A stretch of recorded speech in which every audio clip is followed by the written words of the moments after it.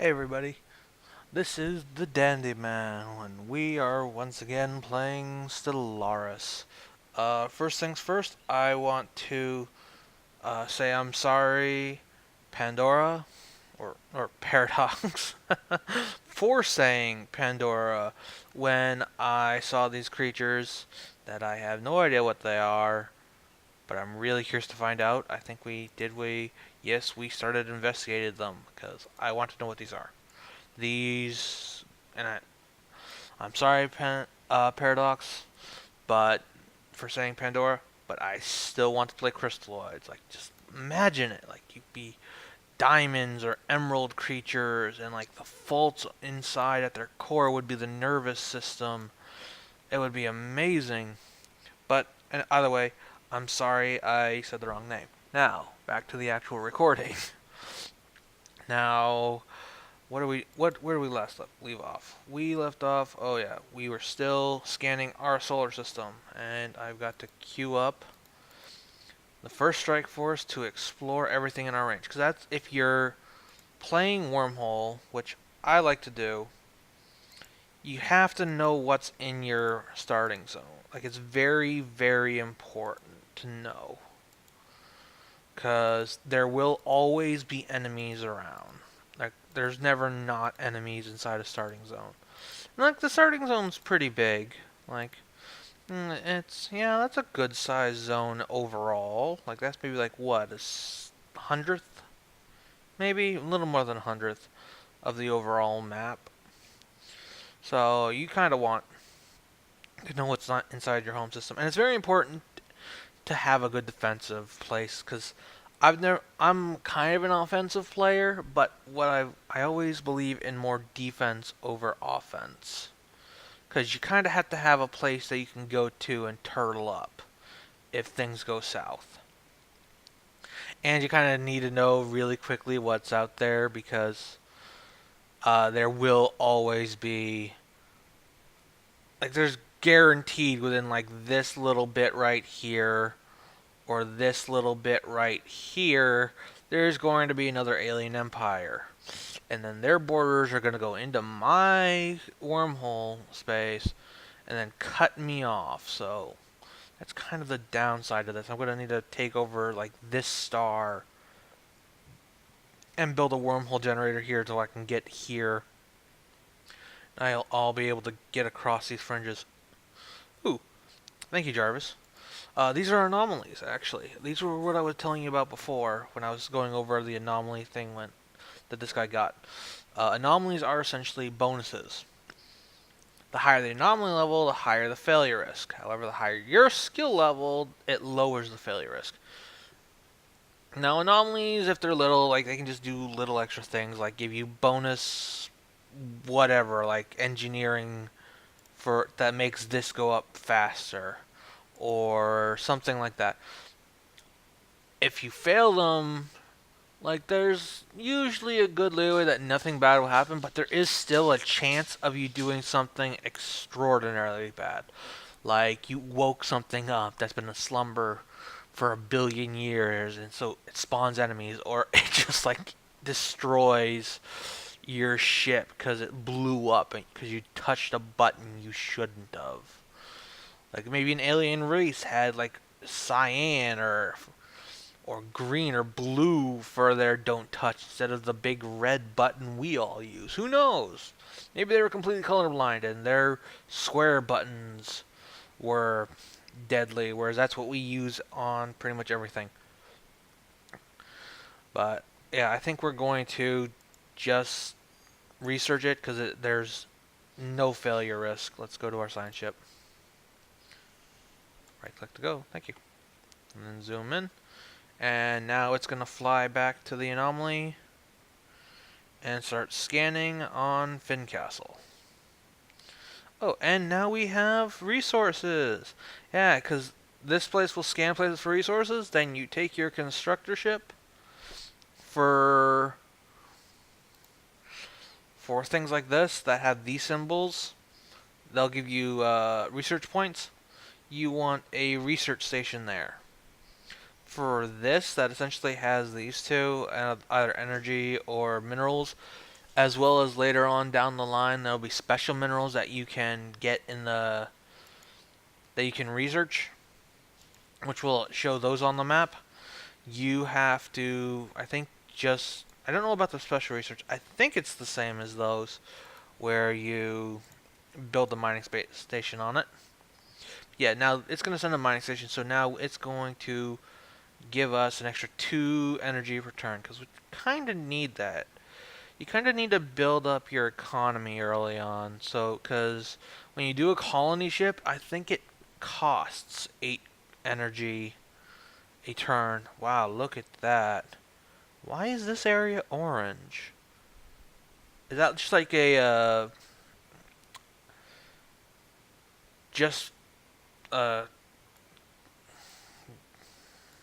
I'm drawing a blank here. The anomaly of Moon Fin Castle shows traces of other interstellar travelers. A weak FTL trail that someone was here long ago, maybe watching our planet for potential allies. It's too diminished to trace any farther. We should continue to investigate these sort of anomalies whenever we get the chance. It will most assuredly grant us new knowledge and technology. Because we are xenophile, let's go find them. So yeah, like that was essentially just like a hey, if you find anomalies, get them. Have stronger scientists on your science ship, which I think is just from them doing stuff. Like if we have him scan 3 or 4 galaxies, he'll go up 1, maybe 2 levels, depending on how many planets there are. And after he's done scanning our system, I'm going to have him scan all the ones that are already in our borders instead of then all the ones that we can wormhole to, which would be very nice. So we're going to just bring that back up to fast. What was I saying? Yeah, I'm still. Why is this orange? Like it's orange and green. I don't understand why. And I think it's just cosmetic. Right. Oh, crystalline entities. Finally, our research of them are done. The reports of strange, free-floating crystal-like objects observed in certain systems has been investigated. The ship-sized objects and their slightly smaller but equally crystal-like satellites at first appear inert, but suddenly shift in their orientation relative to our ships, and new energy signatures emerging from within the prisms indicate that they should be regarded as hazardous and approached with caution. Even should we not find a martial use for them, studying a shattered crystal would no doubt yield interesting results. Issue a special project. Yeah, we want to know about these guys. I'm curious. And what is this little symbol? Oh, strategic resources. Okay. So that's where the strategic resources came up. I thought that they would just appear like on here, but nope, they're right there. You kind of want those too, because like they'll give you a bonus. Like I think if you find like you can make special energy things that give you bonus energy on planet. Like because these are where's our planet? There's our planet, Valoo. Second planet from the sun. Yeah, because if you go here, you can make these hydroponic farms and stuff. I think, yeah, so let's just go to build. I think this will be made out of special material, which will give you bonus to what it produces. I'm not 100%, but I think that's what it is. But who knows? How are we actually on scanning our home system? Ooh, habitable world survey. We now know that without a doubt, a thriving biosphere is not something unique to Valoo. Both the scientific community and the public at large are eager to learn more about the various forms of alien life found throughout the galaxy. Efforts to catalog the life forms we encounter are already underway, but our xenobiologists have urged us to focus on planetary survey efforts on habitable life-bearing worlds. So essentially, anything that's 60% habitable or for us or up. Like you can do 20%. I wouldn't. I would wait till I could terraform it. Commemorative initiative indeed. And now I think we have a special project. Well, first off, observe those. I still want to know what they are. Like you just told me that they were crystal entities, and I could kind of tell that. Habitable world. Okay, so essentially, when we send our scientist ship out to all of these, it's gonna find other planets, like how it lists here that there are these kind of worlds. it's got to go out there and scan them. So it's got to scan 8 other planets, and that'll finish that up, which will be nice. Speaking of which, let's go to our ship. Good, it's only got 2 planets left. Good, goody goody. Maybe we should speed this up, because there's not really anything going on right now. We just got our ship showing us all the universe. There we go, and then we finished the mining station. Can we really do anything else? Do we have the resources to spare for a research station? Monthly maintenance, we don't have the extra gold for that, so I'm not going to do that. Alright, so now we're done with our home system. Take the science ship, hold down the shift key to make a queue, click on survey, and then click on all the stars. And then after it's done with that, we're going to have it start going out. Not there, there are bad guys there. Because these things are pretty much always on evasive, and you don't really want them being destroyed. Like, they'll pop in there, but they won't scan anything, because there's aliens there, and they don't want them. Unless, like, I think after a while you can find out if the aliens are bad or not. There, and then... Oh, our first project finishes right after we start our queue. The crystalline entities, the name itself, compromise between rival factions of xenobiologists and xenogeologists on Velu, are most definitely alive. Some overly conservative members of Spiridian academic elite argue that they are silicate animated matter and that they have little in common with biological life. The vast majority of the fungaloid conglomerate's populace reject that regressive perspective, instead turning their eyes towards the fascinating new horizons that the crystalline entities represent. They are, somewhat regrettably, solitary beings, each individual crystal sovereign rarely seen with more than one sentinel and a smaller cohort entity. Alright. Aside from the cohort and the sentinels clearly being subservient to the sovereign of the group, the subtle nuances of the crystalline entity's socio-hierarchical relationships are lost on us, which does not stop these dynamics from being the subject of fevered study on Velu. Well, yeah, you see giant floating crystal aliens in space. I'd go poke at it too. The entities do not seem to mate, and we have yet to observe any crystals that are recognizably older or younger than others. Contrary to an earlier hypothesis, the shifts in hue between individual crystalline entities seem to be related not to their age, but to their latent internal charge, which can be violently unleashed, and it appears as though sporadic fluctuations change after the retractive properties of the crystal. So these guys are giant, naturally forming, sentient death lasers. Yes, I want those lenses it gives me a solid 10% boost to my science overall, but oh my god, that is cool. That is cool. Paradox, how do you think of this stuff? Really? What would be cool to put in our game, Jim? I don't know. Roaming death lasers that are alive. Really? Yeah, why not? That would just be awesome. Alright, so. Don't really have much going on right now. Just scoping out the galaxy. What would you guys do? Ooh, more aliens. That's on Roskin. So that's over here.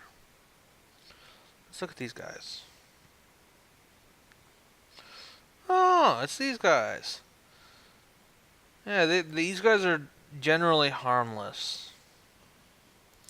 Like they're pretty common space occurrence. Like they're essentially space squid. They swim through the nothingness of space, going from star system to star system. But you won't know that until you research them. Which I kind of have to do because they keep swimming through systems, and your guys will think that they're bad unless otherwise. Because like it'll cause my ships to run away, and they'll swim through every system. So you kind of want to know those guys right off the bat, otherwise you won't get anything done. Let's see, what else we got? What was that going on about? Oh yeah, what would you guys do if... Yeah, see, it stopped everything that was going on because it scared our Roskins.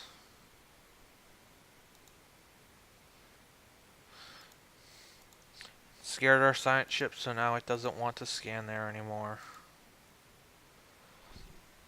But what would you guys do if there were actual aliens out there?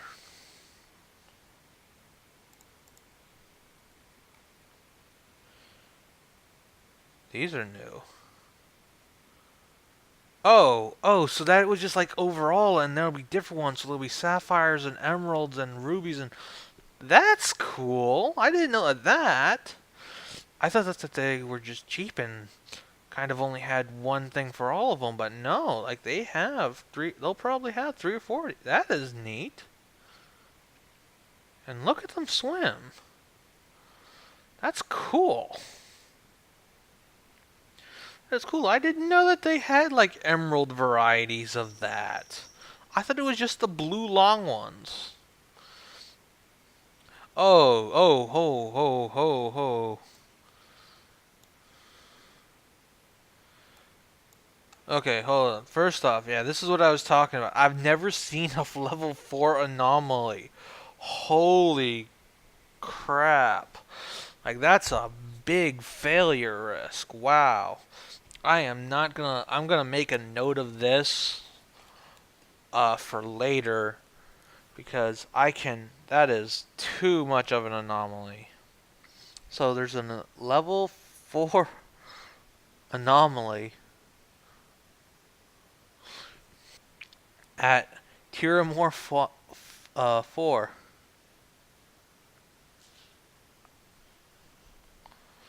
In which system? Oh, the Tiramore system. So, because of that name, I don't need that. But I have never seen a level 4 anomaly before. And that's a big fail. Yeah, I'm not touching that one right now. Nope. Nope. No. Is this for what those things were? T-Yonki. The space-born life forms which the Spiridian head of society reaches has come to refer as T-Yonki are docile creatures capable of accessing some lower dimensions of subspace. They roam from system to system with relative ease, though nearly the same ease as Spiridian fleets. They graze on gases common to upper layers of many gas giants. It's highly unlikely, to say the least, that this is their only food source, but intake of other nutrients has yet to be observed. They will rarely, if ever, attack, even when provoked. They can safely be ignored. Now I can go to these systems and like my ships won't run away when they go migrating through. So these guys are essentially giant space squid cows. Hunting them would be a net loss anyway because or materialists. We don't want to waste extra money on that, and we can get rid of that. I made a note of that. We're not coming back until we have a level 7.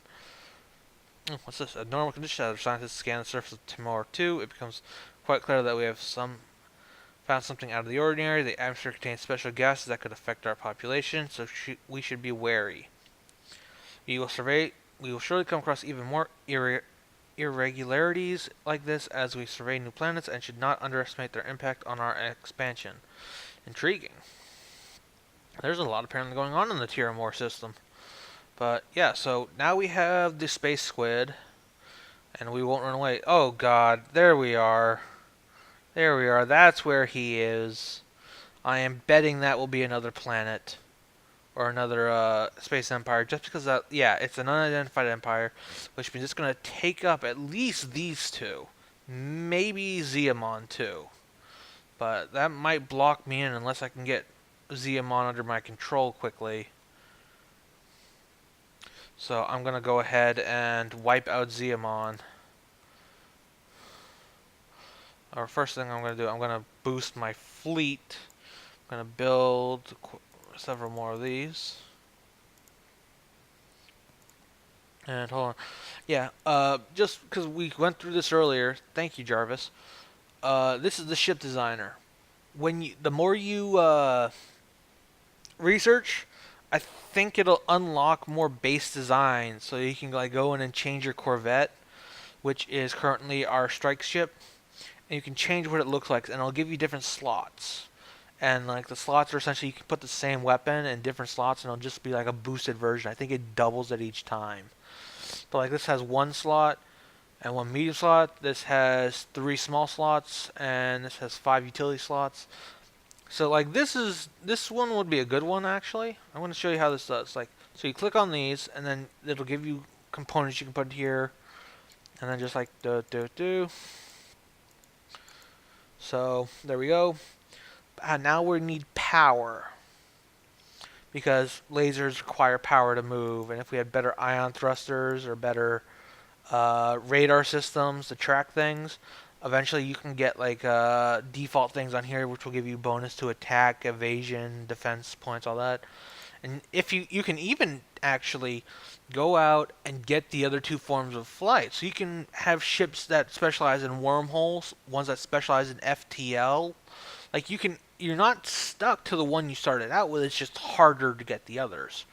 But then you go down here because we need power. So just fill these in. And now we have an excess power. We don't really have any like deflector shields or armor we can put in these. But like this is essentially what it was. And design name. What do you think we should design this name as? It's got 3 roaming lasers on the back of like a turtle. I'm gonna call this I'm just gonna call this the Turtle Striker. Turtle Striker. Because it looks like a turtle and it's got giant lasers on it on the back. So that's the design name. It's the Turtle Striker air system. Autocomplete the ship. Or no. And then there. Autocomplete the ship. No. Turtle Striker. Did it automatically save? It automatically saved. Okay. So I'm actually gonna make more of those instead. Let's go back to the spaceport and get rid of these. Instead, we're gonna make the Turtle Striker. Make 4 of them. Do they cost more? No, they don't cost any more than the Celestial. So there we go. And we're going to recall, since we've explored everything, it's now going to go back to our system. So it'll just automatically add to that fleet. And then we're going to go take over Ziamon, and I'm going to hopefully, alright, hold on. Construct a ship. Let's go to Roskin. And we're going to build a mining station here. We got to remember to, here we go. Our scientist has gained a level, and this is the guy that does the anomaly risk, because he went out and he scanned the galaxy. So he did enough stuff to where he's got a better skill chance. And okay, and we're gonna do this anomaly. It's only a level 2 and it's a 22. That's a lot better than the 75. In fact, I bet if we actually go to the previous anomaly, it'll show that it shrunk by maybe 10%, maybe 15, and gone down to 60. But an automated shipyard. While conducting their survey of Tiramore 7, the Asperity detected the remains of an automated shipyard in orbit, at least 1,000 years old, and seems to have been subjected to a heavy missile barrage, but one of its manufacturing bays is still working conditions. Scientist Officer Oleg is confident that power can be restored to the shipyard, but it will be a significant project. Yeah, I'm gonna start that. Like, that's an I haven't actually come across that. Oh, I need a scientist to permanently go there. Do I want to do that? I kind of want to.